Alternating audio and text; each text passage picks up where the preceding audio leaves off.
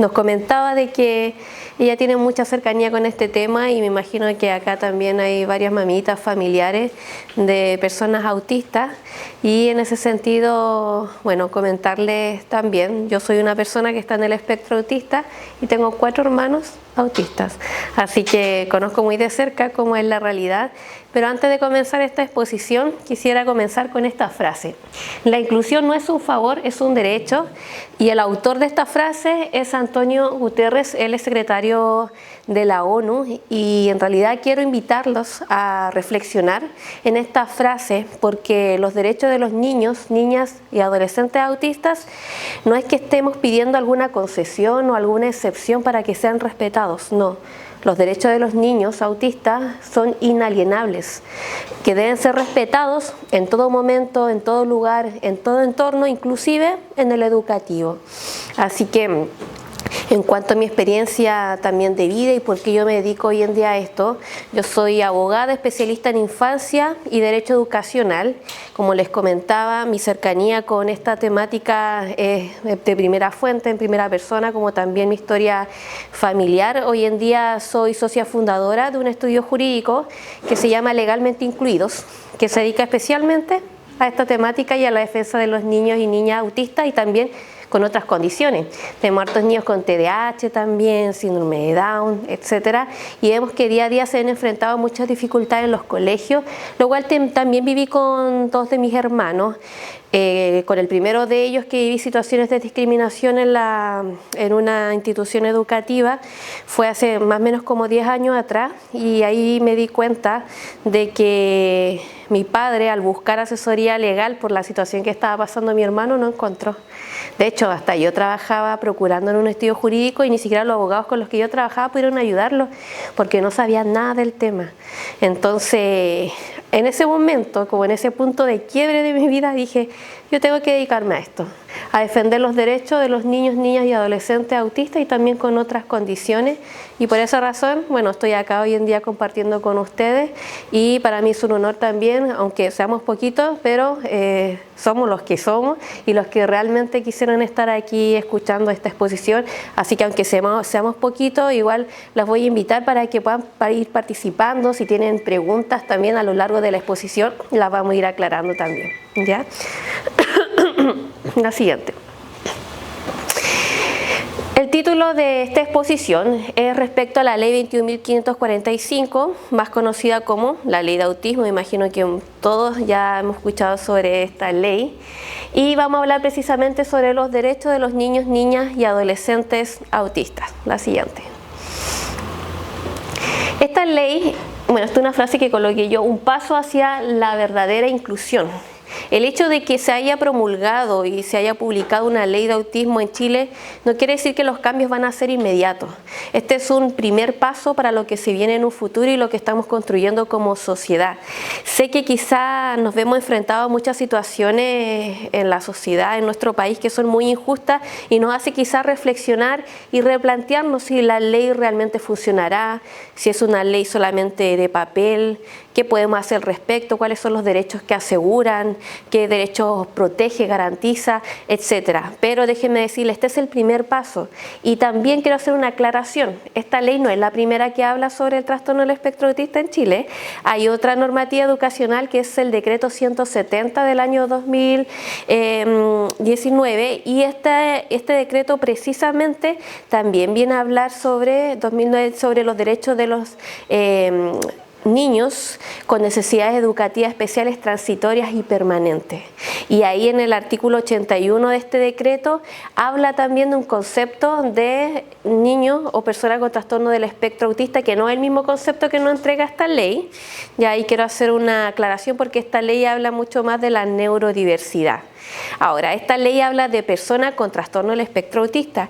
En la comunidad autista por lo general no se nombra de esta manera, sino que se le tiende quizás a llamar persona autista porque señalan mucho de que no es el autismo algo que vaya aparejado a la persona, sino que es algo que la persona es parte de sí misma, nace autista y siempre va a ser autista. Pero como abogada en este caso, haciendo referencia a la ley, voy a hablar de personas con trastorno del espectro autista tal como lo señala la normativa. ¿Cuál es el propósito de esta ley? Es proteger los derechos de las personas autistas y establece un marco legal que exige medidas concretas en favor de su inclusión. ¿Qué quiere decir esto último? Que la ley de autismo, cuando uno la lee o la analiza, no están todas las respuestas. De hecho, quedan muchas preguntas cuando uno lee esta ley. ¿Y en dónde encontramos las respuestas? En otras normativas. En el ámbito educacional hay un montón de normativas que incluso después de esta ley salió otra que es la circular 586 y esa circular en realidad abarca una esfera gigante, un marco normativo muy grande para poder responder las preguntas que fueron surgiendo también en la comunidad educativa y también voy a hablar un poquito de esa normativa más adelante. Siguiente. El contexto histórico de esta ley, como bien sabemos, la ley nunca es de un momento a otro, no, esto ya se fue gestando y ya finalmente en el año 2021 que ingresó este proyecto de ley y esta ley no fue trabajada solamente con los diputados, sino que también fue trabajada con las familias, con las organizaciones de personas autistas, de madres y padres también y ya finalmente en el 2023, el 2 de marzo, se promulgó y entró en vigencia cuando fue publicada en marzo de ese mismo año, es decir, llevamos más de un año desde la entrada en vigencia de esta ley, pero si bien llevamos más de un año todavía es bien desconocida por la mayoría de las personas, inclusive por la comunidad educativa, que es lo que nosotros vemos a diario, trabajamos en terreno, vamos a los colegios siempre en todas las regiones del país y vemos cómo se ignora incluso no tan solo la ley de autismo, también la normativa educacional que viene de hace mucho tiempo, también que no se respeta. Entonces, en ese sentido, la invitación también es a que nosotras podamos impregnarnos un poquito más de esta ley, saber cuáles son los derechos que en ella se contienen para poder también exigir que se garanticen estos derechos, porque si se ignora, ¿qué vamos a hacer? El poder aquí es el saber que contiene esta ley y qué es lo que podemos ir exigiendo, ¿no? Siguiente. Y lo otro, antes de que se me vaya, de hecho esta ley señala como obligación del Estado de Chile de dar cuenta, aunque sea una vez al año, los meses de marzo, de dar cuenta de cómo ha sido la implementación de esta ley. Ya adivinen, no se ha hecho. Ahí estamos al debe con eso, vamos a entrar a octubre y todavía no pasa nada. Así que lamentable ahí. Ya, esta ley establece 8 principios, que es el trato digno, la autonomía progresiva, la perspectiva de género, intersectorialidad, participación y diálogo social, neurodiversidad, detección temprana y seguimiento continuo. Pero a mí de estos 8 que son tan importantes, siempre me gusta resaltar 3. También en virtud del tiempo vamos a profundizar en esos 3 en el ámbito educativo. Vamos con la siguiente. El trato digno. Me encanta este principio porque este principio en realidad abarca tanto y puede usarse en realidad para muchas situaciones y contextos en la comunidad educativa. Por ejemplo, si es que se expone a un niño en el grupo de WhatsApp de los papitos, de los apoderados de curso y se comienza a hablar del niño, ¿qué principio está transgrediendo? El trato digno. Ya, por eso yo digo, si bien no está establecido tal cual el ejemplo que yo digo, pero abarca tanto, que por esas razones es tan importante que podamos nosotros interiorizarnos más sobre este principio. ¿Y qué dice este principio en la ley?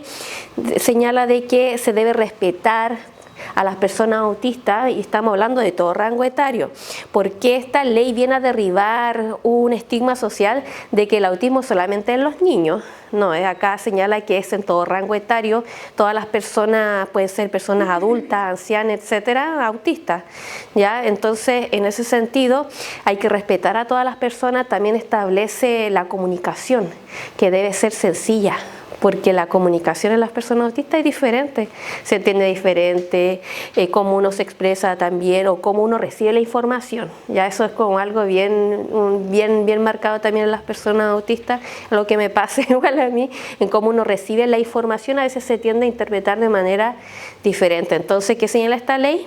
Empleemos un lenguaje sencillo, adaptémonos también un poquito más a las personas autistas y seamos más inclusivos en ese sentido.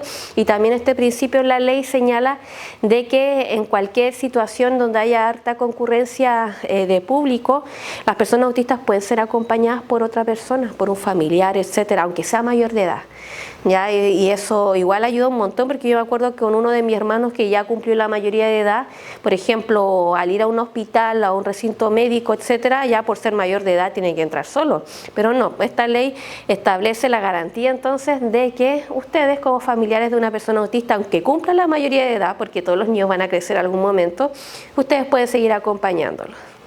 Y en cuanto a cómo podemos implementar este principio dentro de los colegios, creando un ambiente escolar en donde todos los estudiantes incluidos con TEA sean tratados con respeto y dignidad. Y acá, bueno, la capacitación docente es súper importante. Hemos visto, y lo voy a decir, un poco de resistencia en la comunidad educativa en cuanto a estas capacitaciones, de buscarla quizás de manera más personal. Ya hemos compartido mucho también información en redes sociales en donde se nos critica bastante por los profesores cuando compartimos esta información. Y muchos de ellos señalan, bueno, frases muy fuertes, como por ejemplo, no somos guardería de los TEA, me han dicho así, no tenemos por qué capacitarnos si nosotros no estudiamos educación diferencial, etcétera. Obviamente no todos, porque no hay que meter todo en un saco, hay docentes espectaculares que hacen un trabajo maravilloso, pero también está como esta otra parte, esta otra cara de la moneda, o esta resistencia que vemos quizás en algunos profesionales, que es lamentable. Pero si se capacitaran y pudieran entender un poquito más sobre, aunque sea estos principios, cambiaría mucho. Siguiente. Ahí te puedo dar una digamos, porque me acaba de pasar hoy día. Yo tengo una hija con TEA, la tuve que cambiar del colegio donde estaba, una crisis de, y hasta ahora con, ¿cómo se llama? Miedo a las personas, pero no, ahora la cara. Tienen fobia, tienen fobia, pero fobia a las personas, ¿no? Obviamente se debe presentarla por el colegio. Claro. Acabo de cambiarlo y meterla ahora a otro colegio. Y la niña hoy día, por eso te digo yo, porque yo soy un TP de entrenamiento, y hacemos eso. Nosotros hacemos todo. Súper. Hacemos planes, maravilloso. Hay que hacerle corte por nada, todo para que el niño se sienta bien y logre ser incluido dentro del cuerpo. Tenemos nos han llegado de todo tipo, tenemos hasta un chico que es esquizofrénico, hasta todos le tenemos miedo, pero ahí estamos. Perfecto. Vamos paso a paso con él. Pero hoy día fui a buscar a mi hija porque había mucho ruido, estamos haciendo clase, entonces obviamente el ruido no es importante. Claro. Entonces me dice, mamá, ven a buscarme porque no estamos haciendo nada. Y cuando la voy a mirar me dice, ay, ¿y qué vamos a hacer con esta niña? ¿Hay que sacarla siempre? Me sentí tan, te juro que le hubiera dicho, porque más encima son colegas. Claro. Si la niña no está y no se siente bien, es obvio que el colegio me tiene que dar todos los beneficios. Exacto. Y yo poder retirar clases. Exacto. Pero lo que tú estás diciendo, exactamente, la capacitación no solo personal, sino a todas las personas que están en el Exacto. Porque desde el portero al auxiliar, todos deben estar conscientes de que si hay un niño que tiene una necesidad, todos deben aportar. Al menos en mi escuela, hasta el portero sabe que si el niño se disculpa, sabe lo que tiene que hacer. Claro. Pero no todos los colegios se hacen. Qué importante lo que hablas. Gracias por compartir tu experiencia. Si alguien más en el transcurso de esta exposición quiere compartir algo, adelante, sintamos libres de poder conversar, porque esto es una charla más que una exposición. Ya agradezco mucho tu experiencia y claro, qué importante es que todo el entorno educativo pueda educarse desde el portero hasta el director o sostenedor. Bueno, nosotros hemos visto casos también que, ejemplo, esto es real, sin nombres ni nada para guardar la confidencialidad, pero hemos visto casos que profesoras diferenciales han arrugado la tarea de los niños porque está mala. ¿Qué provoca eso? Obviamente puede ir gatillando una desregulación y nosotros no dejamos de sorprendernos por todas las cosas que nos cuentan los padres. ¿Qué más? Fuimos a un colegio donde aperturamos un protocolo hacia una profesora porque el niño se sentía muy ansioso y ya no quería ir a clase, no sabíamos qué estaba pasando porque no se atrevía a hablar más allá. Finalmente se entrevistó a otros niños, a él también, el psicólogo, y se descubrió que la profesora se burlaba de cómo a él le daba sus desregulaciones, de cómo él lloraba. Entonces todo eso obviamente transgrede este principio del trato digno, y si bien no está especificado así tal cual lo que yo señalo, lo que señaló tu nombre, disculpa, Marcia, entonces aún así este principio engloba muchísimo y se puede hacer exigir en todos estos ámbitos, en todo este sentido. Siguiente. Creo que nos pasamos una, disculpa. No, siguiente, sí, estamos bien. Y este otro principio que igual destaco bastante, que es la autonomía progresiva, promover el desarrollo de habilidades de vida independiente de los estudiantes autistas, permitiendo que tomen decisiones adecuadas a su nivel de desarrollo. He visto que el Ministerio de Educación toca dar todo este principio en relación cuando habla, por ejemplo, de los tutores sombra, ¿ya?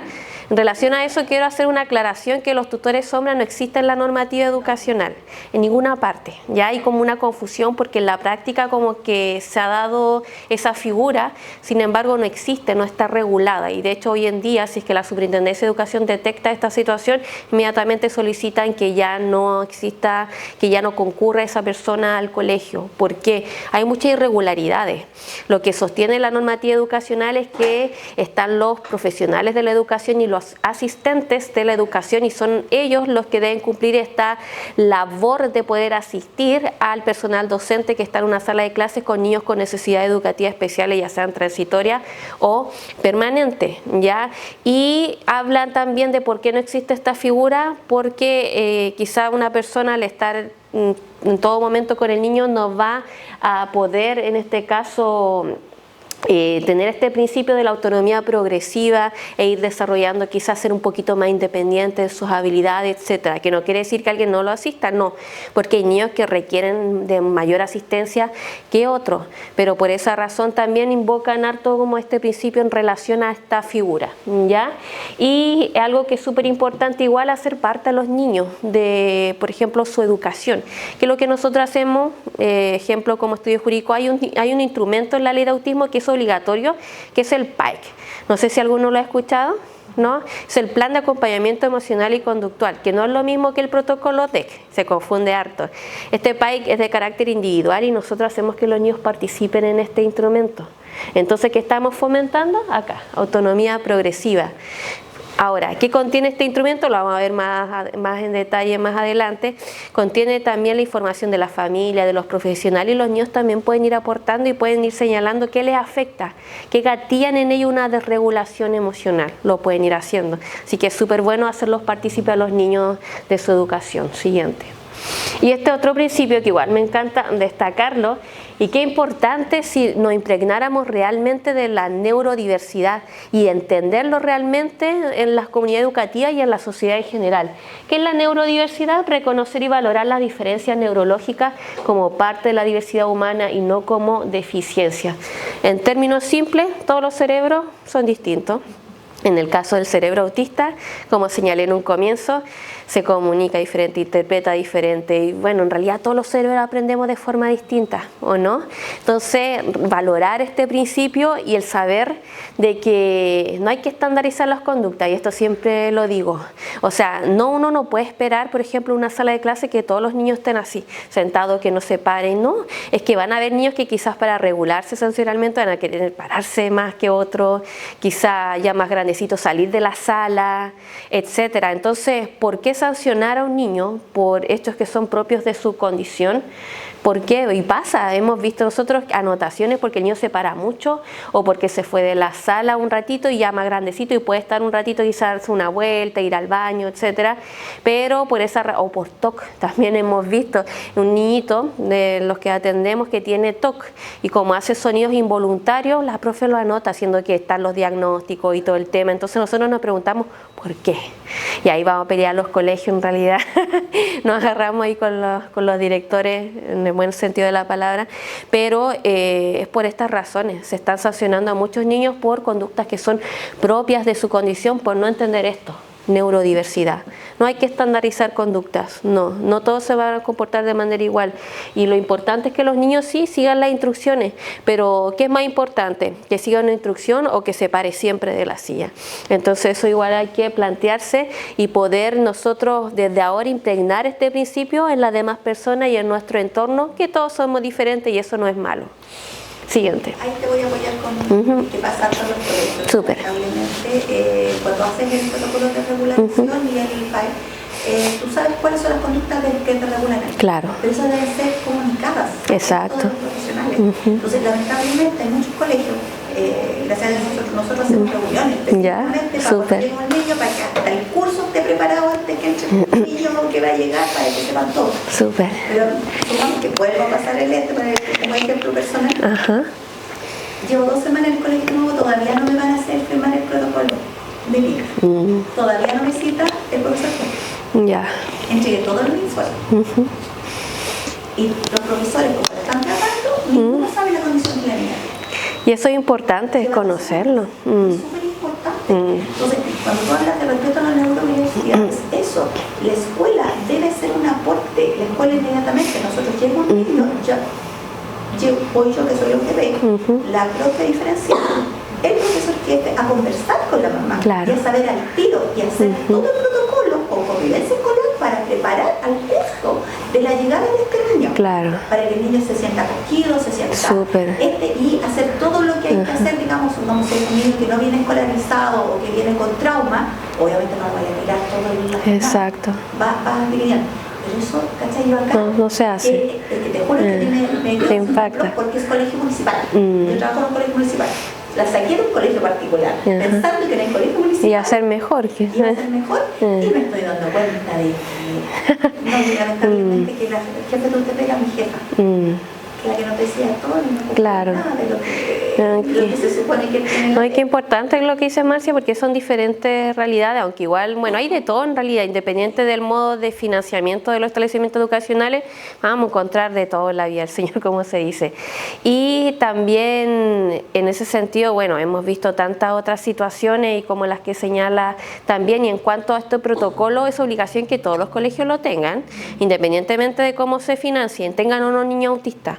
¿Por qué? Porque en el caso de que se llegue a matricular uno, ya van a estar preparados ya con este protocolo. Ya eso es, así que gracias por esa aporte. Una consulta. ¿Sí? ¿Qué pasa, por ejemplo, mi hija mayor está en un colegio privado? ¿Ya? Y tiene muchos compañeritos que son TEA, ¿ya? Pero los papás no han querido dar el diagnóstico al colegio. El colegio no tiene PIE, pero tiene una educadora diferencial. ¿Ya? Que mi hija mayor también, tengo mi hija mayor y mi hija menor son las dos TEA, pero mi hija mayor es de altas capacidades y mi hija menor es no hablante. No verbal. Y nos pasó, por ejemplo, yo lamentablemente cometí el error de, cuando hablé con la educadora diferencial, decirle, uy, ¿no llamaste a la mamá de fulanito? Bueno, porque todos sabemos al final. Y finalmente no hay mamás que están reticentes a dar el diagnóstico, pero yo creo que no es muy bueno para el niño. No. ¿Cuál es tu nombre? Bárbara. Bárbara, qué importante lo que dice y en realidad no culpo a esas mamitas, porque lamentablemente hay un estigma social y quizás muchas de ellas sienten que si señalan su diagnóstico en el colegio le van a negar quizás la matrícula, lo van a discriminar, etcétera. Lo ideal obviamente es que ellas digan el diagnóstico, porque así los demás profesores van a saber cuáles son las dificultades que presenta el niño y que quizás cierta conducta que ellos vean que quizás no es estandarizada como los otros niños, entonces ya lo asocian es parte de su condición y obviamente se le puede ir apoyando de mejor manera, porque en los colegios se les tiene que hacer, en este caso a los niños con necesidades educativas especiales, una evaluación diagnóstica integral, y a partir de esta evaluación diagnóstica integral, que es del decreto 170, se puede ir determinando cuáles son las necesidades educativas especiales que hay que trabajar con el niño durante el año, y esto independiente si tienen o no PIE. El tema, hay colegios particulares que no tienen PIE y la circular 586 señala que igual tienen que tener un programa de inclusión. ¿Ya? Así que eso... Este año se implementó porque mi hija está el año pasado al colegio y desde el año pasado que yo entregué el diagnóstico, de hecho mi hija lo conversa con mucha naturalidad, hasta ahora gracias a Dios no... Eso también es parte de la familia que lo pueda conversar de esa manera. No afectada gracias a Dios en su entorno, porque el menor ha sido un poco más complejo, pero el colegio donde está ella, que es un colegio municipal, el colegio en la EDEN es maravilloso, las tías, el PIE es excelente. Tengo solo un problema con la con la educadora, porque iba en pre-kinder, con ella he tenido inconvenientes con esas conversaciones de pasillo, pero en general el colegio es maravilloso, mi hija entra feliz. Son eso es bueno. Claro. Sí. Son realidades muy distintas, pero yo siento que por lo menos en el colegio Eden he tenido una mejor recepción en general. Y se ve reflejado al final en el ánimo de los niños, como ellos quieren ir o no al colegio. Sí, ella ahora feliz. Qué bueno. Y almuerza ya. Gracias. Siguiente. Ya, vamos a hablar de la ley en el ámbito educacional, pero antes de entrar más como en el fondo de esto, quiero señalar que la ley de autismo tiene 5 títulos. El 4.º título habla todo lo relacionado al ámbito educacional, pero adivinen, solamente hay 4 artículos nomás que hablan sobre el ámbito educacional. Poquito, ¿no? Entonces, ahí vuelvo a lo que señalaba en un comienzo. Al leer la ley de autismo, ¿encontraremos todas las respuestas? No. ¿Ya? Y de hecho, habla tan poquito sobre el ámbito educacional y un solo artículo sobre la educación universitaria, uno solo nomás, y lo demás sobre la educación parvularia básica y o media, que la Superintendencia de Educación, que fiscaliza a los sostenedores de establecimientos educacionales de educación parvularia básica y o media, no superior, porque para la superior está la Superintendencia de Educación Superior, ya, entonces esta Superintendencia de Educación dijo, ya, hay muchas dudas todavía en la comunidad educativa, la ley de autismo, si bien nos trae una base, un comienzo, vamos a interpretar esta ley y vamos a crear una normativa, y esa es la circular 586, que viene a interpretar esta ley de autismo en el ámbito educacional e impartir instrucciones para los sostenedores de los establecimientos de educación parvularia, básica y media. Ya, eso es como ¿cuál es el objetivo principal? Garantizar el derecho a una educación inclusiva y de calidad para estudiantes con trastorno del espectro autista. Y bueno, acá esto es clave: adaptaciones curriculares, apoyo integral, concientización. Las adaptaciones curriculares también lo encontramos en otros artículos de la normativa educacional, por ejemplo el 83, que habla sobre las adecuaciones curriculares que por lo general se dan más a los estudiantes con necesidades educativas permanentes. Ya, autista siempre va a ser permanente, y por lo general cuando un niño a través de la evaluación diagnóstica integral se determina que además del PAI, porque se hace un PAI después de una evaluación diagnóstica, el niño requiere mayor apoyo curricular, se le hace un PASI, que son estos planes de adecuación curricular individual, y a partir de este decreto, que independientemente de la financiación del colegio, puede ser particular, puede ser municipal, subvencionado, etcétera. Ya acá esta normativa es para todo tipo de establecimiento. Ya puede ir adaptándose también a estas adaptaciones curriculares, y más aún si el niño es autista. También esta circular 586 habla de menciones específicas en relación a estos ajustes necesarios o adaptaciones curriculares que vaya a ir quizá suscitando en el tiempo en la educación de los niños autistas. También el apoyo integral, que es fundamental, y concientizar, es decir, capacitar a los docentes. No hablo mucho de sensibilizar, aunque igual de repente nos aparece esa palabra, porque concientizar es cuando ya hay una ley. Sensibilizar es cuando todavía no hay nada. Entonces vamos a hablar de concientizar por ahora. Siguiente. Derechos garantizados, acceso equitativo y participación activa. Siguiente. Ya, y acá vamos a hablar de la circular 586 en cuanto a las obligaciones. Es decir, nos estamos preguntando, no hay concesiones, no hay excepciones, es una obligación para los establecimientos educacionales. Por tanto, ahí nos preguntamos, ¿hay alguna excepción entonces? No, ¿cierto? Todos están obligados al cumplimiento de esta ley, y muchos a veces se quejan, y como les comentaba en las redes sociales donde publicamos videos, nos dicen, ¿y en qué tiempo hacemos este PAE? ¿O quién nos capacita? ¿Y cómo lo hacemos? Yo, siendo abogada, he apoyado en la elaboración de este instrumento del PAE. ¿Y cómo? Porque leí esto, la circular 586. Entonces no es nada muy complejo, es cosa de leer un poquito más, quizás buscar un curso, capacitarse. Quizás no todos los colegios van a tener capacitación, y ahí, bueno, el Ministerio de Educación poco y nada hecho al respecto, hay muy poca capacitación en ese sentido, algunas online, yo las aprovecho todas las online, ahí estoy metida, pero en ese sentido no están en muchos los colegios que digamos, muy poquitos, entonces igual hay una deficiencia por otro lado, pero al ver esta deficiencia uno igual debiese tomar como la iniciativa, ¿o no? Más aún si trabaja con niños, más aún si esto ya ha ido evolucionando un poco más, se han diagnosticado más niños durante el tiempo y no es que hoy en día han salido más autistas, porque así lo dice la gente, oh, es que ahora está de moda el tema del autismo, es que ahora todos son autistas, no sé si han escuchado, pero no es eso, claro. Exacto, es que ahora hay más profesionales capacitados e idóneos para diagnosticar y hoy en día mucha gente adulta está siendo diagnosticada tardíamente. Yo fui un caso, mis hermanos no, los dos varoncitos fueron diagnosticados de chiquititos y mis hermanitas ya de más grandecitas. Y es porque por lo general en las niñas se camufla más porque se tiende quizás a determinar que hay que es más tímida, más calladita o que hace así quizás los aleteos, las estereotipas, etc. Entonces las niñas se camuflan más. En cosas, por ejemplo, yo aprendí a leer sola, yo me obsesionaba cuando era chica con los atlas, con el silabario, era la que leía más rápido en el curso, la que aprendía más rápido, competía con mis compañeros, etc. Como que siempre estaba así enfocada en muchas cosas y tuve muchos intereses profundos. Y yo no sabía, pues hasta ahora ya con mis hermanos ya me di cuenta de ciertas características que compartía con ellos que no son visibles.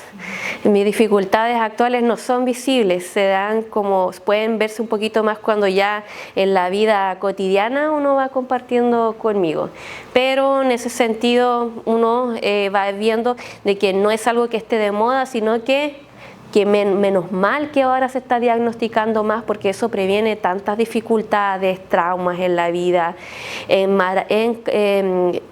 Masking se llama, que es enmascarar también ciertas características propias de la condición, lo cual afecta mucho finalmente a la persona. Ya, entonces vamos a hablar de cuál es el alcance de esta circular 586. ¿Qué quiere decir esto? ¿A quiénes abarcan? A todos, ya lo dijimos ya, a todos los establecimientos educacionales en sus distintas modalidades, públicos, privados, que cuenten con reconocimiento oficial del Estado y también los establecimientos de educación parvularia con autorización de funcionamiento que se encuentren en periodo de adecuación. ¿Cuál es la vigencia de esta circular? Porque algunos me preguntan, ¿y hasta cuándo hay plazo para poder cumplir con esto? Ya venció, ya venció el plazo, porque comenzó acá, inicio del año escolar 2024. Ahí tenían que inmediatamente los colegios, como ya llevaban ya un año de la publicación de esta ley y la circular se salió recién en diciembre del 2023 y se publicó en enero de este año.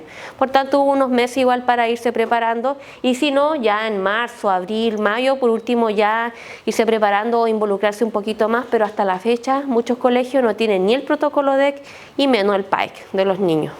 Así que eso nos dice que todavía nos falta un montón por ir avanzando en los colegios. Siguiente. Ajuste de los reglamentos y procedimientos. Poco he visto esto, los ajustes de los reglamentos, más he visto los procedimientos. Porque algunos colegios, por ejemplo, el procedimiento del protocolo DEC, ahí hay un procedimiento, pero poco he visto esto. Los reglamentos no están adecuados para la neurodiversidad hoy en día, no son inclusivos, porque inmediatamente se especifican faltas que son para conductas estandarizadas. Ahora, esta ley de autismo señala de que los colegios tienen que reformar sus reglamentos, pero esto no es algo antojadizo de esta ley, no es algo que la ley de autismo haya implementado ahora. No sé si sabían ustedes, pero hay otra normativa educacional, el DFL2, que ya señalaba de que todos los años, a lo menos una vez al año, se debe reformar el reglamento de convivencia escolar, más conocido como RICE. Ya, por tanto, es una obligación de todos los colegios, no es algo nuevo. Así que el hecho de que tengan que reformar no es algo que les pille de sorpresa, no, tienen que hacerlo, es una obligación normativa de mucho antes de la ley de autismo. Entonces, es algo que tienen que hacer sí o sí los colegios. Ahora, obligación de ajuste, bueno, tienen que revisar esto y tienen que ser también con un enfoque individualizado y con protocolos de intervención, que es lo que vamos a ver en cuanto al protocolo DEC. Siguiente. Ya, a la hora de establecer estos procedimientos dentro de estos reglamentos de convivencia escolar tenemos que tener presente dos ejes. Uno es el eje preventivo y 2 es el eje reactivo o de respuesta. ¿Qué quiere decir esto? Ya, los colegios tienen que reformar su reglamento, tienen que reformar los procedimientos, etcétera. Entonces tienen que ver y tener en cuenta estos 2 ejes, preventivo y reactivo de respuesta. Preventivo para, obviamente, como lo dice la palabra, poder en este caso identificar cuáles características o cuáles situaciones del entorno pueden gatillar quizás en cierto niño, adolescente autista una desregulación emocional y conductual. Por tanto, esto es un poquito más particular, pero también puede ir en lo general, porque en lo preventivo también puede estar el protocolo DEC para poder en este caso irse anticipando a ciertas situaciones. Y de reactivo de respuesta, de cómo vamos a reaccionar ante una desregulación emocional y conductual de un niño. Para evitar y para calmar. Exactamente, para evitar y para contener, o sea, para prevenir. Ahora, no es que esto se dé al 100%, porque no es mágico, obviamente. ¿Por qué? Quizás por mucho que hayan protocolos, no siempre se van a poder prevenir situaciones, porque los niños son impredecibles y no tan solo los niños autistas se desregulan, todos los niños se pueden desregular, hasta los adultos nos desregulamos. Entonces, en ese sentido, igual es importante tener estos instrumentos, porque si bien no siempre se va a poder prevenir, pero en lo posible hagámoslo, en lo posible tengamos estos instrumentos, porque si conocemos, por ejemplo, las características particulares de los estudiantes, los profesores van a poder saber, esta situación le gatilla una desregulación. Por ejemplo, niños que son oposicionistas desafiantes y uno no le puede decir que no, porque inmediatamente le va a ir gatillando una desregulación, y las desregulaciones no es de un momento para otro, no es que se desregula el niño, no. Yo he leído igual que es por fase, o sea, se va gatillando en un principio hasta que ya finalmente en la última fase ya el niño se desreguló.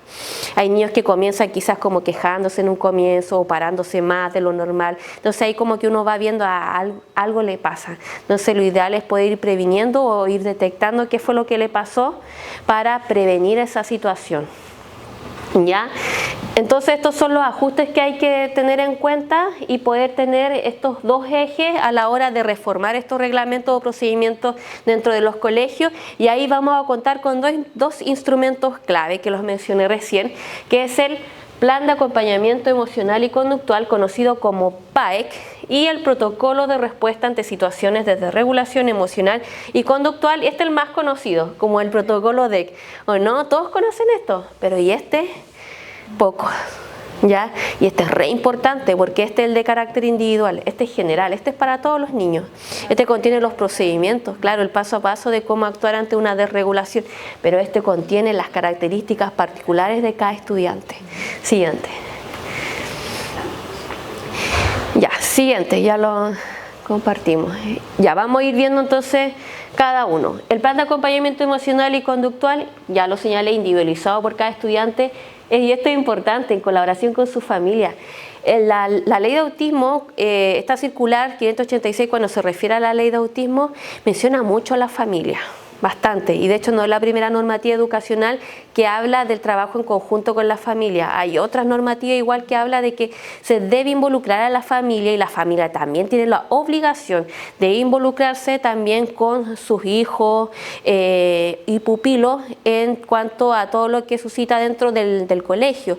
Y en ese sentido, este instrumento, que es de carácter individual, tiene que trabajarse con la familia, y acá hay un rol colaborativo y obligatorio para ambas partes, de la familia de comprometerse y también del colegio de hacer participar a los padres y no privarles de esa participación, porque hemos visto bastante que algunos profesionales de la educación se sienten quizás desvalorados, o que no se le, como que se les pasara a llevar un poco en cuanto a su profesión, pero no todos obviamente, algunos sí lo hemos visto y no aceptan como mucho las sugerencias de la familia, o hay papás que son tan comprometidos que están siempre ahí presentes y se les ve como papacacho, y hemos recibido harta hartos de esos comentarios, pero obviamente no todos, tenemos casos igual súper buenos como comentaba Marcia. Y este instrumento también contiene sugerencias de los profesionales externos. Esto es importante también, porque por ejemplo yo he visto hartos informes de neurólogos, terapeuta ocupacional, fonoaudiólogos, que por ejemplo pueden señalar que lo que comentaba recién, el niño necesita autorregularse, necesita salir de la sala, que no se tome esa conducta como una falta al reglamento interno, como una conducta desadaptativa o que el niño quiere portarse mal. No, es parte de su condición. Entonces en ese sentido hay un informe de un neurólogo que ya lo dice, el niño necesita realizar quizá salir más de la sala, más de lo habitual, más que los otros niños. Entonces es importante que este instrumento tenga esto. Todas las recomendaciones de los profesionales externos para que los profesores lo puedan tener en cuenta. Identificar también los factores que puedan gatillar situaciones desafiantes. Acá no tan solo va la opinión de la familia y los profesionales externos, obviamente también de los profesionales de la educación que trabajan con los niños. ¿Ya? Y asignar que adultos responsables van a apoyar en la recuperación del estudiante en el caso de una desregulación. Y luego tenemos el más conocido, protocolo DEC, que es el protocolo ante situaciones de desregulación emocional y conductual, y este es de carácter general. He visto colegios, y esto es súper bueno, lo valoro harto, que tienen dos protocolos DEC, uno general para todos los estudiantes y otro DEC para los estudiantes autistas, y lo encuentro maravilloso, y no están obligados por ley a tener uno en general, no, pero lo hacen y me encanta eso. Ya, así que si todos pudieran hacerlo sería súper bueno, porque como comenté en un principio, no tan solo los niños autistas se desregulan. ¿Qué contiene este protocolo? Las etapas para abordar una desregulación, designar a los funcionarios responsables de activar el protocolo. Esto es re importante, nos tocó un caso, bueno, entre otros, de una coordinadora PIE que ante una desregulación de un niño lo dejó solito. Ella no lo tomó bien porque, bueno, esto comenzó porque ella lo lleva al aula de recursos con otros niños más, y ahí, bueno, trabajando con ellos, el niño se cayó jugando con una pelota grande. Él, al decirle esta situación a la coordinadora PIE, no le creyó. Entonces, a veces las personas autistas es como que todo es más intenso. Entonces, al no creerles, como que lo estuviera prácticamente, no le creyera nada. Entonces eso ya como que fue comenzando en una desregulación, hasta que finalmente ya la profesora o esta profesional le dice al niño: por tu culpa los demás estudiantes no pueden poner atención o no pueden trabajar, y ese es el por tu culpa más todavía, más acentúa entonces esto. Entonces, ¿qué pasó? El niño empezó a botar las cosas. Ya, exacto, empezó, pero no empezó de un momento para otro, empezó con estas palabras que le dijo que fueron fundamentales para gatillar esta desregulación, y luego de esto ella trató de contenerlo, y la contención física no es lo más recomendable, solamente en situaciones excepcionales, y lo vamos a ver más adelante, ¿ya? Entonces, claro, y hay que saber hacerlo, ¿ya? Entonces el niño es sensible al tacto y lo tomó muy fuerte de acá. Entonces eso le molestó, le dolió, claro, y él empezó a tirar, a atar nomás las manitos, como puede reaccionar igual cualquier persona ante esa situación, y más un niño que tiene menos control de sus emociones. Entonces, ¿qué pasó ahí? Ella sintió como que el niño le estuviera pegando, pero no era eso, sino que él quería que ella saliera de ahí. Entonces ella se fue, se puso a llorar, se fue a otra sala, el niño quedó solo, y llegó la mutual, si no me equivoco, y estaban todos atendiendo a la profesora y el niño estaba solito. Y eso se vio con las cámaras. De hecho, la mamita nos dijo: esto lo vimos con cámara y tuvimos que aperturar un protocolo, una denuncia interna, etcétera, para poder ver esta situación, para que no volviera a ocurrir, porque no se puede dejar a un niño solo. ¿Por qué? Ahí transgrede también el principio del trato digno. ¿Por qué? Porque al no hacer nada, las personas adultas, ante una desregulación de un niño, expone al niño. Porque al tener una desregulación, los niños están en un momento de mayor vulnerabilidad, que no están controlando sus emociones, lo que dicen quizá. Entonces, si nadie lo contiene, los demás compañeros se pueden burlar, otras personas adultas lo pueden ver y comentar en un grupo de WhatsApp, o entre ellos, entre pasillos. Entonces transgrede ahí un principio fundamental, que es el trato digno. Y este protocolo DEC también contiene medidas inmediatas para resguardar el bienestar físico y emocional de los párvulos estudiantes autistas, o sea, ayudar a la contención de los niños. Siguiente. post-desregulación emocional y conductual. No dice así la circular, yo le puse post, o sea, después de la desregulación. Ya, comunicación y registro. ¿Qué quiere decir esto? Bitácora, siempre. ¿Ya? ¿Por qué una bitácora? No es que el niño se desregula y ya, se contiene súper bien, pero ¿y qué pasa después? Tiene que haber un seguimiento también, un seguimiento y evaluación, es decir, registrarlo, también un seguimiento y evaluación. Y la circular 586 habla de un seguimiento psicosocial, es decir, el niño se desreguló, ya, lo contuvieron, pero ¿qué pasó? ¿Por qué se desreguló? ¿Qué fue que gatilló esa desregulación? Entonces hay que hacer un seguimiento psicosocial para también poder prevenir en el futuro que no vuelva a ocurrir esta desregulación. Y esto, lo que hablé recién, contención física. La circular 586 habla de esto y quedaron algunas dudas todavía en la comunidad educativa, y es por esa razón que la Superintendencia de Educación sacó otro oficio ordinario, que es el 841 y el 872. Y el 841 habla sobre la contención física y viene a esclarecer mucho más respecto a este tema. ¿Y qué dice? No es recomendada en el contexto educativo, salvo, y acá está la excepción, casos excepcionales para evitar daños. ¿Qué quiere decir esto? Si es que se ve en peligro la integridad física del niño, por ejemplo, el niño se está autoagrediendo, ahí recién se puede aplicar la contención física, o está en peligro quizás otro compañerito del estudiante, producto de esta desregulación, el niño no se puede controlar, quizás lo pasa a llevar, entonces ahí el profesional adulto tiene que en ese sentido hacer contención física, pero obviamente de la manera más apropiada.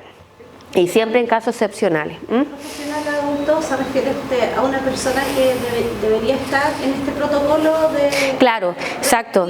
Exacto. Este protocolo DEC tiene que contener los profesionales encargados de activar el protocolo. Y por ejemplo, esos profesionales tienen que ser específicamente que estén ligados a la salud, por ejemplo. No necesariamente. Los asistentes de la educación, por ejemplo, muchos de ellos tienen hasta cuarto medio, ¿ya? Y los asistentes de la educación pueden también apoyar a esta contención. Lo importante es que se capaciten en esto, porque no, por ejemplo, lo que te comenté, una coordinadora a pie, psicóloga, lo tomó de acá el niño, lo tomó mal, lo hizo, y de hecho ni siquiera necesitaba que lo tomara, porque el niño en ese sentido no le estaba haciendo daño a nadie, ni tampoco se estaba autoagrediendo, ni nada, pero ella al tomarlo provocó que él empezara a patalear, a tirar las manitos, los pies, etcétera. Entonces no es lo más recomendable, solamente en casos excepcionales, y reitero, en el caso que el niño se autoagreda o otro compañerito esté en riesgo, ahí recién se aplica, y puede ser por cualquier adulto que esté ahí en el momento, idealmente activado por aquellos profesionales que diga este protocolo DEC, porque este protocolo DEC no tan solo contiene el procedimiento, identifica a los profesionales a cargo de activar este protocolo. ¿Ya? Y ahora, ¿qué pasa cuando sucedió esto? Tuvo que activarse esta contención física, y cuando pasa esto, o sea, ya es como porque fue algo más grave, ¿o no? Entonces el colegio está obligado a activar el protocolo de accidentes escolares, y esto lo señala la circular 586, ¿ya? O sea, no siempre se activa, pero en esos casos que pasó esto, que tuvo que recurrirse a la contención física, se tiene que activar este protocolo, ¿ya? Y también el principio de no discriminación. Antes de terminar esta parte, comentarles de cuándo un apoderado, tutor legal, padre o madre de un niño autista o párvulo autista tiene que concurrir al colegio, ¿ya? Porque igual hay hartas dudas en relación a eso. Siempre cuando un niño se desregula se tiene que avisar al padre, madre o tutor legal, siempre. ¿Qué dice la normativa? Dentro de la misma jornada escolar, de la manera más expedita posible. O sea, siempre se tiene que avisar. Hemos visto casos de mamitas que nos dicen, yo no me enteré hasta 3 días después. Es decir, se desreguló el niño un día, al otro día también se desreguló, al otro día también, y se enteró por el grupo de WhatsApp de los papás, y al tercer día que se desreguló fue más grave que el primero. O sea, si lo hubiesen avisado la primera vez, quizás se evita el tercero, y en el tercero al niño lo suspendieron. O sea, ¿es culpa del niño? No. Acá se tenía que haber avisado con tiempo dentro de la misma jornada escolar de la forma más expedita posible. Y cuando se solicita que el apoderado concurra al colegio, en casos solamente excepcionales y no habituales, señala la normativa educacional. Es decir, cuando se vea expuesto a un peligro físico él u otros compañeros, ahí recién.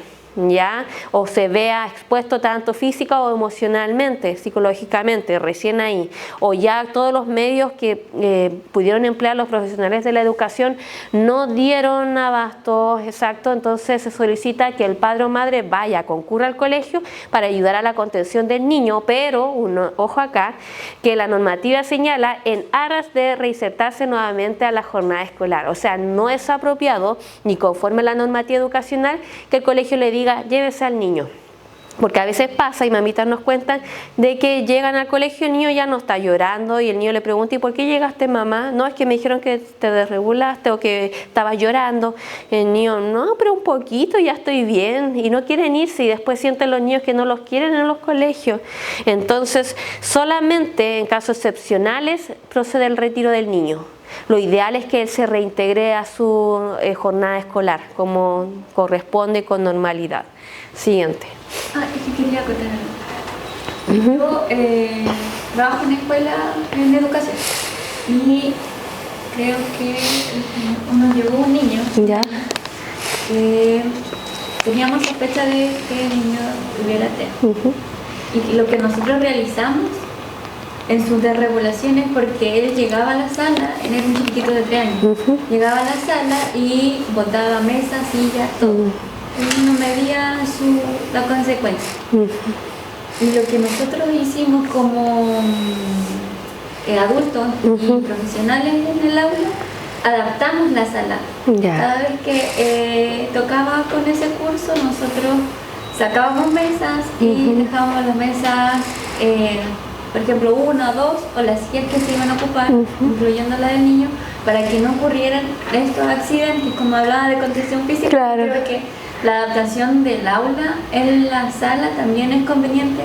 Bueno, si no está el protocolo, realizarlo como profesionales, previniendo un accidente para el niño y para el adulto. Claro, qué importante lo que dices, porque muchas de las desregulaciones son por factores ambientales. Factores externos, quizás muchas mesas, o el ruido también le molesta a los niños, entonces que los profesionales adapten la sala, pero súper bueno. Bien, porque él después tenía su espacio y dejábamos el espacio que él quería, y luego de un tiempo, meses, él ya no botaba sillas, no botaba mesas. Ya, súper. Entonces hablamos, Esa conducta.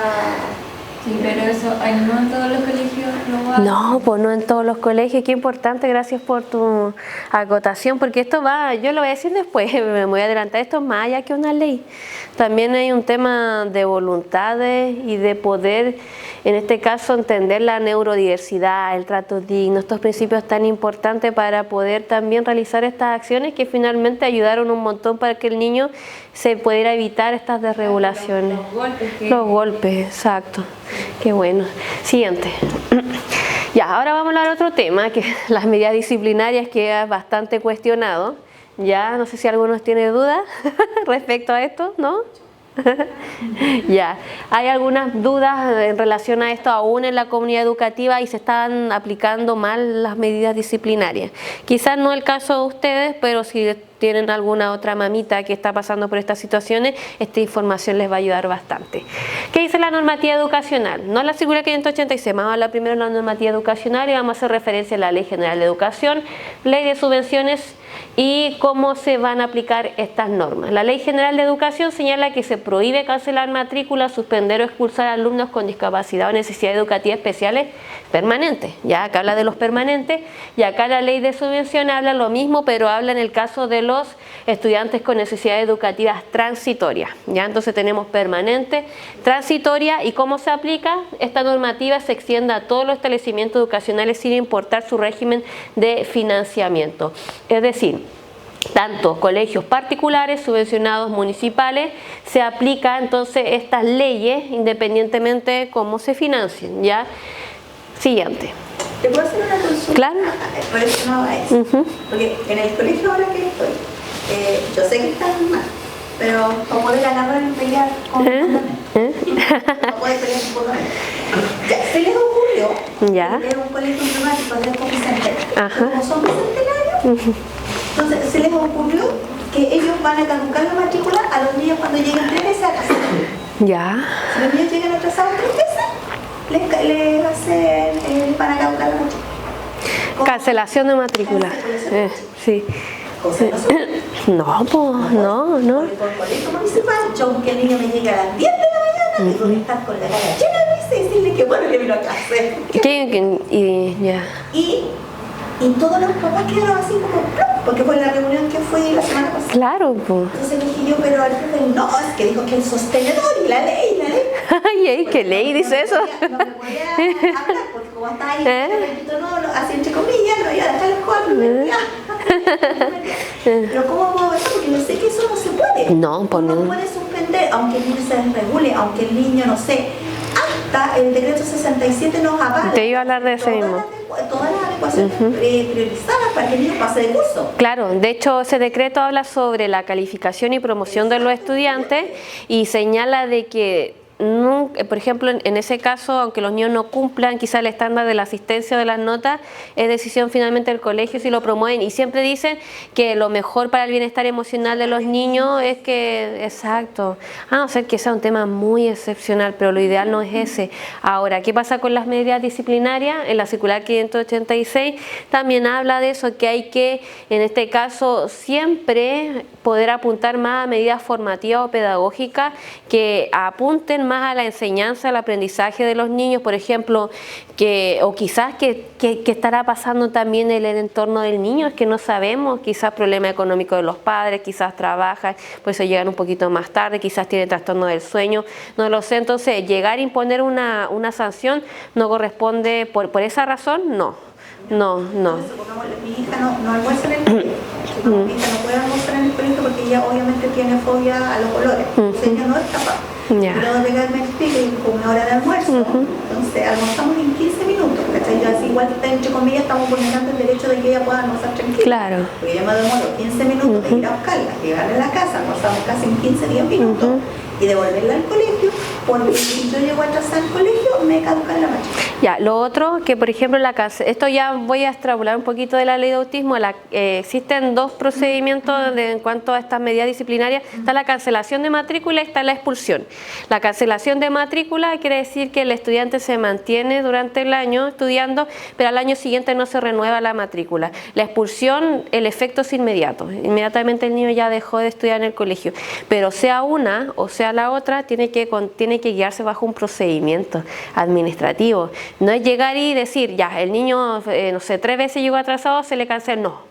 ¿Ya? Porque eso está contrario a la normativa educacional. ¿Qué tiene que proceder primero? El director del colegio tiene que iniciar un procedimiento. Al iniciar un procedimiento tiene que notificar, en este caso, al apoderado de esta situación y puede iniciar un procedimiento con una medida cautelar, por ejemplo, la suspensión del alumno, que es mientras tanto hasta que se llegue a la finalización de este procedimiento largo, pero es solamente en caso para proteger a la comunidad educativa, en caso de que quizá algo muy grave haya hecho el niño, ¿ya? Pero todo esto va por procedimiento y de hecho hay hartos días que el apoderado puede formular sus descargos y dependiendo, eso va a depender si es que hay una medida cautelar o no. Entonces el apoderado tiene el derecho a formular los descargos, el colegio va a emitir entonces después de ese descargo la resolución número 1.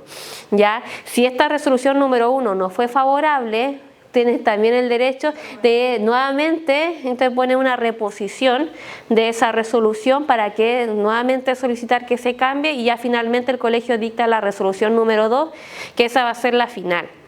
Ya, ahora, si el procedimiento ustedes ven que no se ajusta a las normativas, siempre tienen el derecho de concurrir a la Superintendencia de Educación por estos temas para que verifiquen cómo el colegio está llevando a cabo este procedimiento. Y cuando la resolución de la Superintendencia de Educación tampoco es favorable, la Superintendencia de Educación también te da un plazo administrativo de 5 días para uno interponer un recurso de reposición. ¿Qué quiere decir esto? Para solicitar el cambio de la resolución de la Superintendencia de Educación en subsidio, interpone un recurso jerárquico. ¿Qué quiere decir esto? Que si la Superintendencia de Educación no da respuesta favorable con este recurso, esto escala a otras instancias, ¿ya? Y si ya escalando a esta otra instancia tampoco es favorable, está a las Cortes de Apelaciones con un recurso de protección dentro del plazo de 30 días desde la última resolución. Ya, eso es como paréntesis. Claro. Pero eso me entra porque si no esa vaga, porque la leí un poco, obviamente no mucho. o no puedo, para la próxima reunión hablemos. Que ellos lo iban a poner en el reglamento interno. En el reglamento en el RIS. ¿Ya? Rige el RIS, el actualizado. Tampoco está en el que está, porque el que rige es el que... Hay colegios que tienen del RIS el 2022-2024 y digo, ¿por qué? No puede.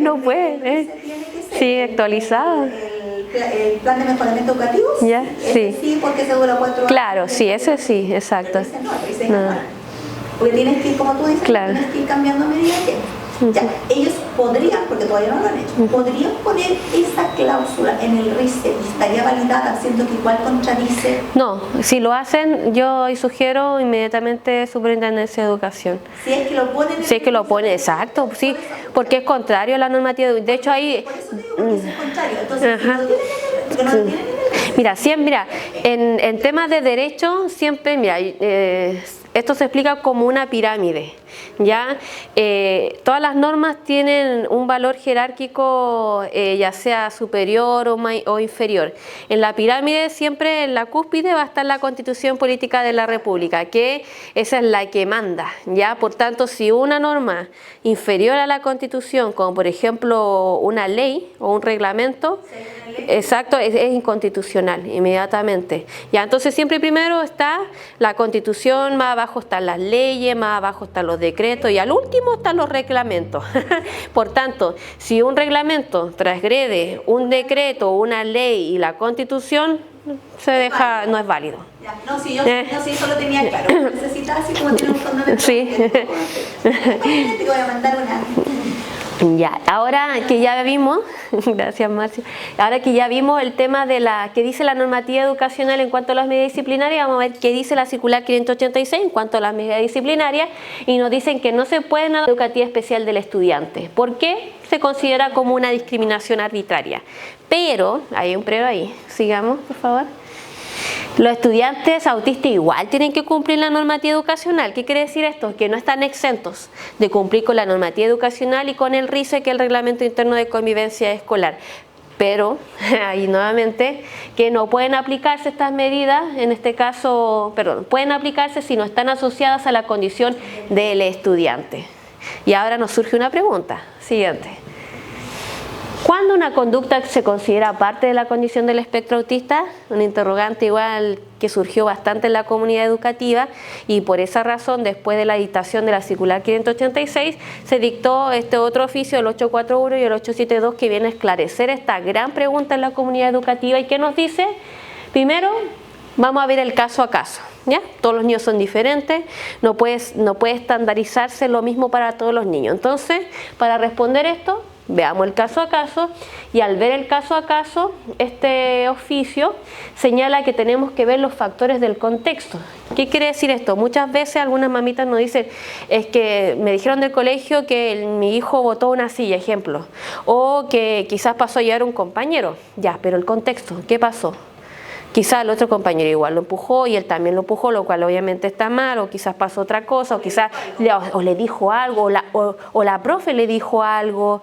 Entonces, ¿qué pasó? Hay que indagar, no quedarse con lo último, ¿ya? Entonces, ¿qué importante acá? Factores del contexto, ¿ya?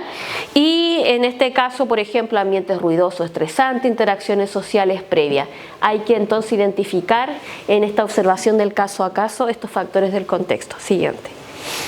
Y lo otro, las características del párvulo o estudiante autista. Ya dijimos, ya lo sabemos, todos son diferentes y en este caso hay que evaluar esas particularidades de cada estudiante, es decir, cómo él aprende y las sensibilidades específicas del espectro, ¿cierto? Quiero mencionar algo ahí en las características individuales de los niños. ¿Por qué? Porque mi hijo, él tiene conducta, se desregula. Ya. Cada vez que escucha, por ejemplo, llorar a un niño, él es niño y escucha a un niño y ya, la gatilla nada. Sí, puede gritar, se puede enojar, puede tirar algo al suelo, puede haber un compañero y lo puede empujar porque él no quiere ese ruido. Entonces, cuando hay actos o cuando le llevamos a algún lugar fuera de casa donde hay actos públicos, donde hay música muy fuerte, le ponemos... Cancelador de ruido. Sí. Ya. Porque sabemos que cuando hay un ruido extremadamente fuerte, a él lo va a desregular, claro. y se va a tirar al suelo, va a llorar, va a patear lo que está a su... Claro. ¿saben? Con eso entonces ahí hay una característica en particular que hay que entonces, en el caso de, si se quiere determinar una medida disciplinaria, pero el caso a caso, ver los factores del contexto y también sus particularidades, que esa vendría siendo un gatillante entonces, este factor ambiental y la sensibilidad auditiva. Exacto, por eso lo quería relacionar, porque sé que esto, lo que le sucede a mi hijo, está relacionado con esto. Claro. Entonces es importante claro. Conocer la circular y cómo es el niño, cómo es mi hijo. Claro. Y acá, ¿cómo lo vamos a saber entonces? Con este instrumento. El plan de acompañamiento emocional y conductual, conocido como el PAIC. Por eso yo siempre hablo de esto en las redes sociales, porque es re importante, porque este instrumento va a contener esto, las particularidades, las características del párvulo estudiante autista, porque si no, ¿cómo van a saber? Los profes atienden a tantos niños, a veces 45 en sala, es casi imposible que quizás se aprendan las particularidades o características de cada niño, quizás durante el año lo vaya haciendo, pero lo ideal es que se anticipe, ¿cierto? Y quizás hay profes que tienen más de un curso, entonces se vuelve complejo y quizás en un curso, no sé, 5 niños con necesidad educativa especial es más complejo todavía. Entonces este PAIC es un apoyo, no es una solución mágica, pero sí es un apoyo fundamental a la labor docente. Por tanto, este plan de acompañamiento emocional va a contener eso, características y particularidades, ¿ya? Entonces, ¿qué va a describir? Conductas típicas y sus gatillantes, por ejemplo, lo que tú señalas tiene que estar en el PAIC. Ya sea a través de la opinión tuya o la opinión de un profesional externo o la opinión de los profesionales de la educación que trabajan con tu pequeño, ¿ya? Estrategia de intervención adaptada a las necesidades educativas del estudiante, es decir, cómo recomienda la familia o el profesional externo abordar esa situación con el niño, porque quizás no en todos va a ser de la misma manera. Este plan es crucial para determinar si una conducta está vinculada a una necesidad educativa especial. Ejemplo. El niño vamos a aplicar tu ejemplo, se desreguló por un factor ambiental y en ese sentido al desregularse quizá hizo algo que no debía, quizá botó una mesa y eso está en el reglamento interno que no tiene que hacerlo, por tanto quieren anotarlo o suspenderlo, etcétera. Eso ya sería un acto de discriminación arbitraria porque ya estaría en este PAIC. Y al estar descrito en este PAIC no corresponde que se le sancione por esa razón. Igual el niño que se para mucho en la silla, quizá el niño que salió de la sala sin permiso, no corresponde que se le sancione aunque esté en el RICE. Por eso digo que los RICE hoy en día no son adaptados a la neurodiversidad, son súper antiguos esos RICE, si bien quizás lo actualizan año a año, todavía no, casi ninguno es inclusivo. Y si bien hay procedimientos, hoy en día no están adaptados los RICE a la neurodiversidad. Entonces es importante este procedimiento que cuenten cada uno de los niños con un PAIC. Sí, de hecho, cuando a mi hijo le suceden, porque esta desregulación el pasado, era pequeño, estaba en medio mayor, me sucedían la semana 2 o 3 veces en la semana. Y esto igual ha ido disminuyendo. Y siempre yo le digo a la profesora, diga el contexto para yo decir qué le está sucediendo a mí. Claro. Porque yo sé que es difícil tener una mirada como la que tengo yo, que es mía. Que es de la mamá, exacto. Si usted me dice qué sucedió, cómo sucedió, yo le puedo decir cómo eso se debe anticipar, cómo lo debo apoyar o cómo lo debo calmar, porque eso no sé. Y eso que quede escrito. Y eso, escrito. Y eso es importante en el factor del contexto. Claro. Siempre yo le digo el contexto, no que su hijo le tiró el pelo.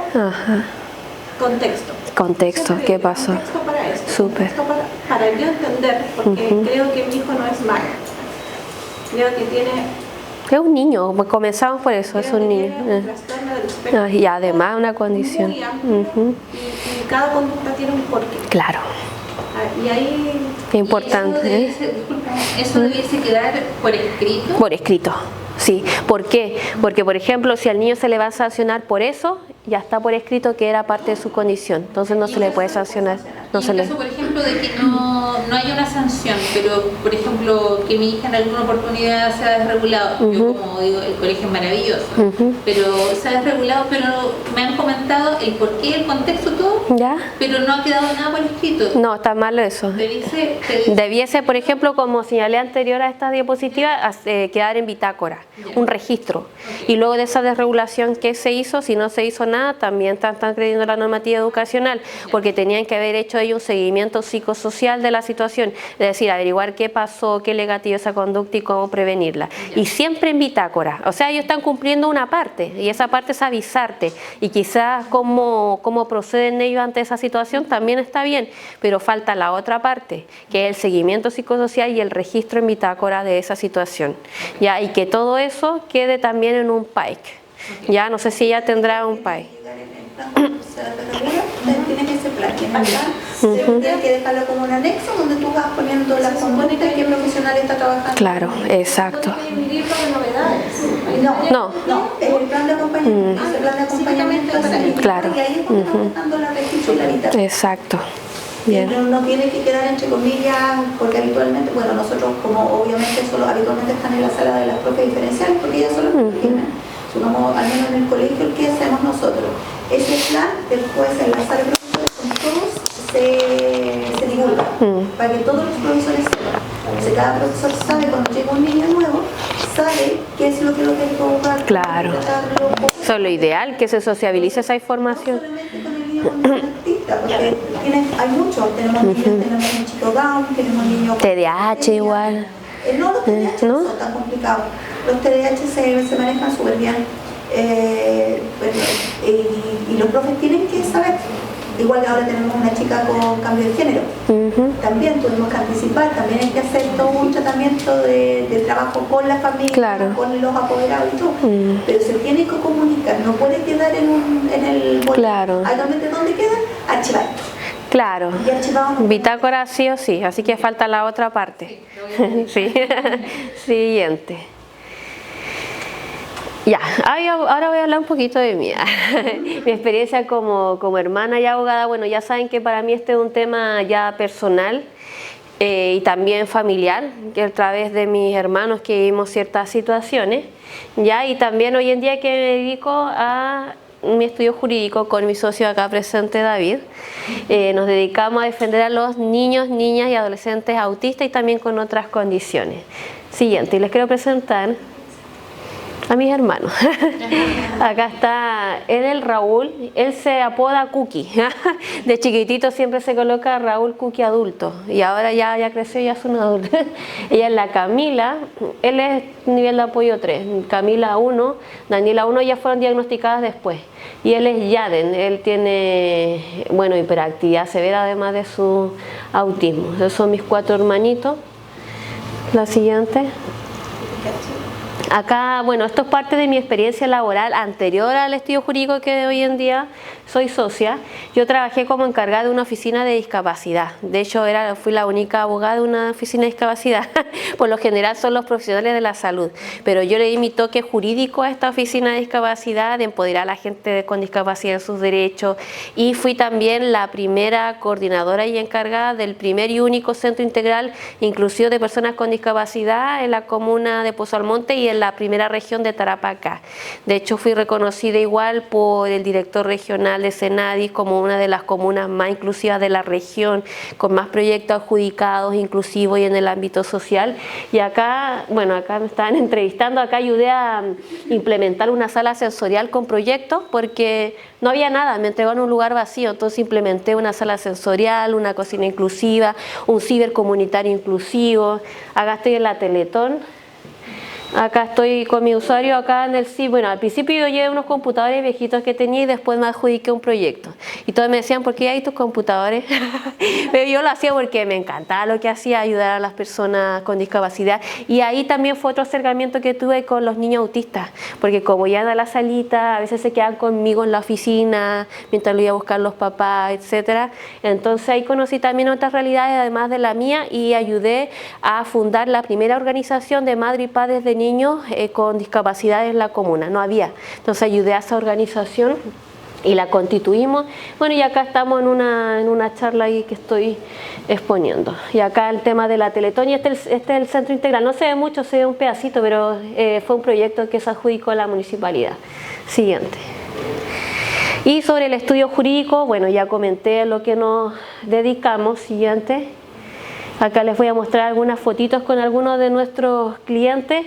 Lo que yo apunto siempre cuando nos llegan casos, no es inmediatamente ya denunciemos, judicialicemos. Hay casos que sí lo ameritan, que son graves y hay que hacerlo, pero otros, como por ejemplo en que los papás están solicitando adaptaciones curriculares, ajustes necesarios para los niños, yo ahí lo que hago, porque además de abogada soy mediadora, entonces lo que apunto ahí es como un poquito más a restaurar a veces por la relación entre los colegios y los apoderados, para en este caso actuar igual como entre comillas mediadora, porque obviamente estoy con intereses por una de las partes, pero ejerzo esas herramientas que tengo para ayudar a ambos a buscar soluciones para los niños, porque hemos visto que cuando llevamos casos, denuncia a la Superintendencia de Educación, se demoran un montón, pero meses, puede estar un año, y los niños requieren soluciones inmediatas.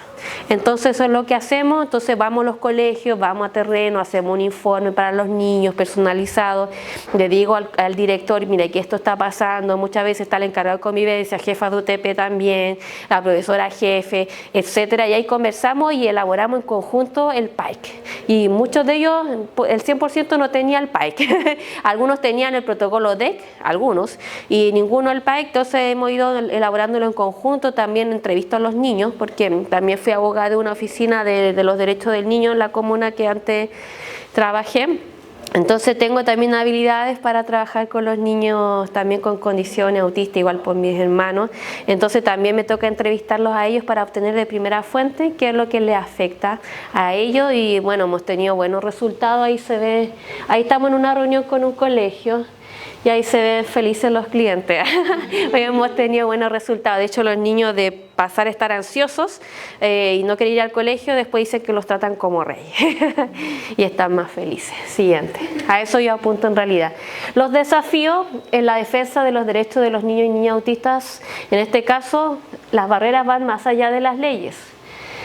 Están las actitudes, que son las barreras actitudinales, las expectativas reducidas y falta de empatía. Yo esto lo veo más allá de una ley. Si bien hay una ley de autismo, hay normativas educacionales, pero pueden haber muchas leyes, pero si no tenemos empatía, si no tenemos una buena actitud, si no tenemos una buena voluntad, así como ustedes, en realidad poco y nada se puede hacer aunque hayan 1000 leyes. Entonces yo creo que como sociedad tenemos que nosotros partir por ahí. Y siguiente. La realidad de los niños y niñas autistas en el sistema educativo. Enfrentan barreras físicas, como lo señalas tú, sensoriales, sociales, emocionales. El sistema educativo está diseñado para un paradigma único de enseñanza. ¿Se han dado cuenta o no? Es como bien estandarizado el sistema de enseñanza actual, y pasa igual mucho que en las universidades no se forman mucho a los profesionales como en esta área de ser más inclusivos. No en todos, pero por lo general pasa esto, como que se enseña para atender a un grupo más estandarizado de conducta humana en los niños o los adolescentes. Ya ideal sería que todos fueran, como tú me comentabas, que adaptaron el entorno para un niño, y en este caso no es ser injusto con los demás, porque muchos dicen, ya, ¿y los demás niños qué culpa tienen? No, es que ahí entonces no estamos aplicando la empatía, era lo otro, no estamos aplicando entonces la empatía, y ser inclusivo es ser también empático con el resto. No es que uno tenga más privilegios que el otro, no, se trata igual de establecer igualdad de condiciones. ¿Sí? Y lo importante, bueno, yo sé que no todos los contextos educativos se dan a un establecimiento. Lo importante de si uno trabaja en educación es hacer esa adecuación que nosotros como establecimiento hicimos, y también enseñarle esa empatía a los niños, porque en el caso de nosotros, los niños, el curso sabía que este chiquitito tenía esa condición o posible condición, y lo incluían, lo ayudaban, le explicaban, y eso también es importante como profesional. Exacto. No, y eso va fomentando de chiquitito también al tener una cultura mucho más inclusiva y mayor conciencia sobre esto. Súper maravilloso. Siguiente. Y así lo hablo yo, el papel de la ley de autismo en el cambio cultural y social. La ley de autismo debe usarse para crear un entorno inclusivo, como tú lo señalabas, exige ajustes razonables y promueve la diversidad como fortaleza y requiere un cambio de mentalidad de todos los actores sociales. Y esto es lo importante, porque si bien está en un papel, pero si no tenemos esto, el cambio de mentalidad, en realidad poco y nada vamos a poder hacer. Siguiente. Y acá, bueno, si bien somos poquitos, no importa, somos los que teníamos que estar acá presentes. Y quiero hacer un llamado de acción a todos los que estamos acá presentes y a todas, a las chiquillas igual de la carrera, que están haciendo un cambio pero fundamental, y las felicito también por generar estas instancias de compartir, ya, de que cada uno de nosotros desde nuestro rol podamos ser agentes de cambio, ya sea como profesional de la educación, jefe de UTP, ya sea como madre, padre, etcétera, hermana o un ciudadano, que cada uno podamos aportar desde nuestro rol y poder también concientizar a las demás personas y a los niños también, que es importante, porque a veces los mismos niños entre ellos quizás hacen burla, pero si de chiquititos se les va enseñando, maravilloso, mejor todavía. ¿Ya? El entorno inclusivo es una práctica diaria, no solo una obligación legal, es decir, no porque está la ley de autismo, ay, hay que cumplir la ley de autismo, y no, esto es más allá que una ley, y la diversidad es nuestra mayor fortaleza. Siguiente. Y con esto termino. ¿Ya? Esta es una conclusión que hago, que en realidad vuelvo a reiterar, los invito a ustedes para que podamos crear un espacio mucho más inclusivo y obviamente mucho más nosotros, ¿no?, que conocemos más de cerca la realidad, pero falta el resto de la sociedad, ¿cierto? Hoy en día Chile está en pañales en tema de autismo y de otras condiciones. Hay tanto estigma, como tú comentabas, muchas mamitas que no dicen el diagnóstico de su hijo por temor al estigma, al rechazo, la discriminación, etcétera. Qué importante ir cambiando eso, ¿no? Pero aparte de nosotros. A veces la familia es la que más le cuesta entender. Eso también, sí, eso es también, ¿no? Re importante, sí. Entran como en una etapa de duelo. Recién ahora está entendiendo cómo es. Claro, entran como en una etapa de duelo mucho, ¿cierto? Y como que no lo asumen, porque esa etapa de duelo es como que tenían muchas expectativas quizá antes del nacimiento del niño, que iba a ser determinada, quizá, no sé, deporte, iba a ser esto otro, y quizá ya no lo puede hacer o en menor medida, o quizá no lo sé, pero a veces uno se forma expectativa con los niños, pero ahí la importancia entonces de reconocer e impregnarse de la neurodiversidad, no porque no cumplan nuestras expectativas o las expectativas sociales va a ser menos, o en este caso se le va a discriminar por eso, ¿no? Ya, pero eso es importante también, por la familia a veces cuesta, y por los abuelos igual, porque con la mentalidad un poquito más antigua, ¿no? Entonces ahí el rol de nosotros, concientizarlos a ellos y hacer también a ellos el llamado de acción. Yo creo que la juventud ahora está súper informada, claro, sí, sí, a esta sociedad inclusiva. Claro. Lo veo desde mi edad hacia entonces claro. Vamos cambiando y de a poquito se empieza, ¿no? Con cada uno de las que estamos aquí presentes vamos a ir haciendo esos cambios. Por ejemplo, el cambio que hicieron ustedes cambió una vida, y va a ir cambiando también el pensamiento de los demás niños que comparten en esa aula, de ahí hacia adelante. Así que esa es la invitación que les hago, y le agradezco también por estar acá y escuchar. Muchas gracias. Gracias por venir. Gracias. Bueno, nosotras como estudiantes de psicopedagogía queremos agradecerle a Macarena por compartir la experiencia y esta gran información que a ustedes como padres les sirve, porque no todos conocen en grandes parte la información, los artículos y los instrumentos que se manejan en los establecimientos y que deben cumplir. Por eso, si nos puede dar el Instagram para seguirla. Sí, síganme, abogada Macarena Muñoz, con K, abogada Macarena con K Muñoz. Entonces, ¿sí? A mí me pasan hasta situaciones, yo todavía me cuesta mucho el tema de mi vuelo. Yo tengo 2 niñas, ambas con la condición autismo. Yo creo que yo no soy porque no me he hecho lados, pero claramente también tengo muchos rasgos. Sin embargo, me pasan dos cosas. Mi niña hoy día asiste a un colegio que no está reconocido por el ministerio, justamente porque yo soy profesora.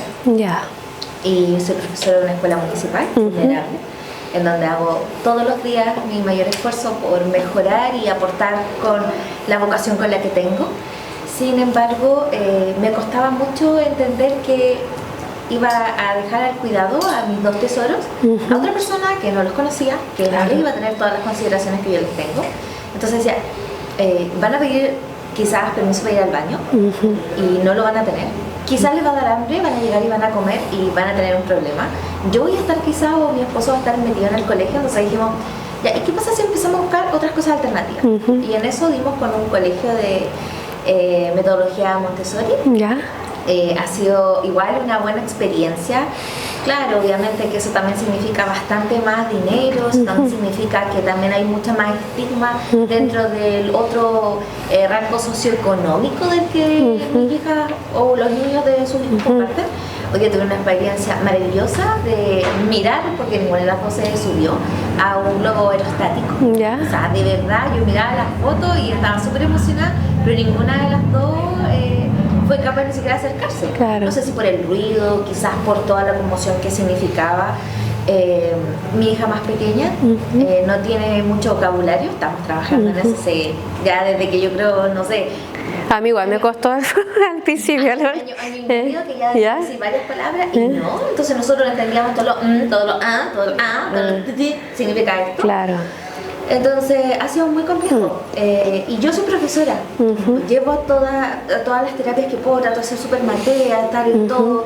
Mi escuela por ese lado ha tomado hartas buenas opciones hemos ido o han ido a hablarnos sobre todos estos cambios que vienen, ¿verdad?, producto de la ley, que lamentablemente no trae dinero, pero ya es algo, ¿cierto?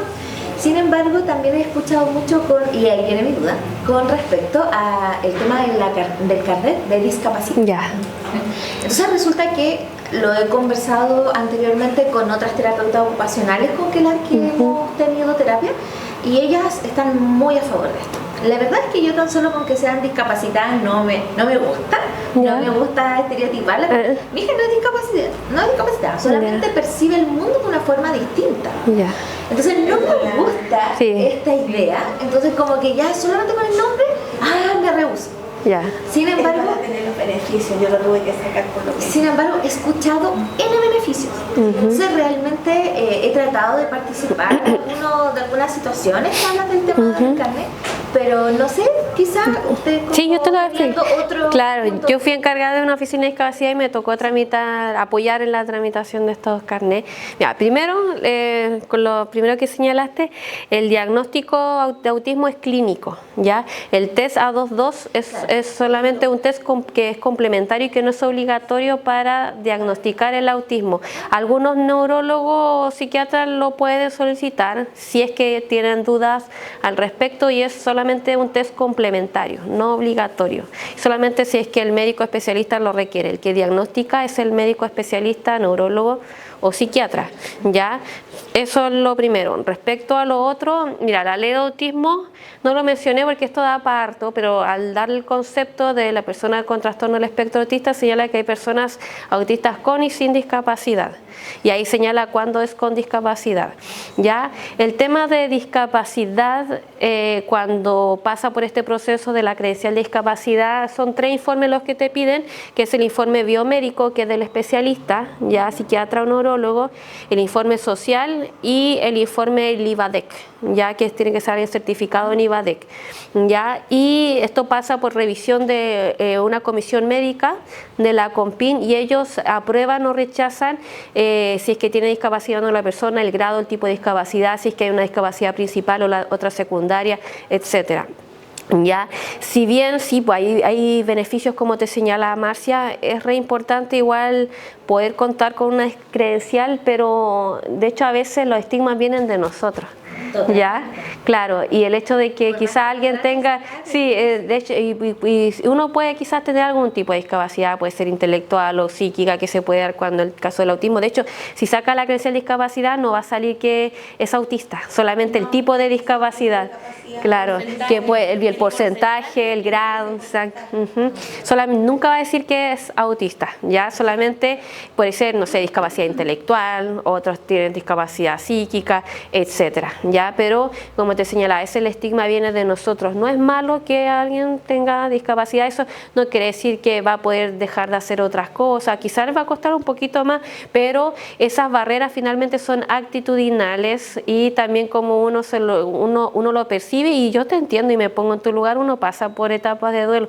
Cuando yo recibí mi diagnóstico, en realidad para mí fue maravilloso, porque puedo entender mucho, explicar. Entonces el hecho que ellos tengan su diagnóstico de autismo y quizás posteriormente alguno de discapacidad, si es que llegasen a presentar algún tipo de discapacidad, les va a cambiar la vida para mejor, ¿ya? Y eso parte de cómo lo percibe primero la persona adulta y cómo se lo plasma al niño, ¿ya? Entonces si tú le dices a él, tu hijo o hijita, las dos niñas, ¿cómo se llaman? Ágata y Rafael. Ya, si tú le dices a la Ágata y a la Rafael y de chiquitita tú les vas inculcando que en realidad esto no es algo malo, ¿no? Exacto, de hecho, exacto. Muy perfecta, entonces, mamá como estoy, hija como siempre, hermosa. Exacto. Mira, Entonces si tienen la oportunidad de pasar por este proceso para ver si tienen quizá algún tipo de discapacidad, maravilloso, porque les va a ayudar. Ya siempre va a ser para mejor, no para peor. Sí, ¿no? Esperando que sume siempre. Sí, siempre. ¿Tienes en el rostro? Sí. En realidad ese es el propósito de nuestro taller, es la resiliencia emocional de los padres y familia. Y claramente la invitación a Macarena fue porque, como ella lo mencionó, el conocimiento es poder, y nosotros tenemos como padres de un niño con autista ser educadores más que cuestionarlos o en sí ofenderlos, no, ser educadores para las demás personas. Claro. Sí. Así que muchas gracias Macarena, a David, muchas gracias por estar acá, muchas gracias a ustedes, es muy importante para nosotros esto y un regalo por Macarena. Ay, verdad, qué lindo, ay, gracias. Saquemos una fotito. Sáquense la foto. Sí, y después si pueden venir todas y nos sacamos una fotito. ¿Quieres hacer un video? Y luego... Ya. Oye, en serio, mira qué pequeño el... Ahora va el video, la foto. Ah, ya. Cuando dijiste que estabas en un colegio Montessori, yo dije, Sí. Oye, es que igual la experiencia es cool igual, pero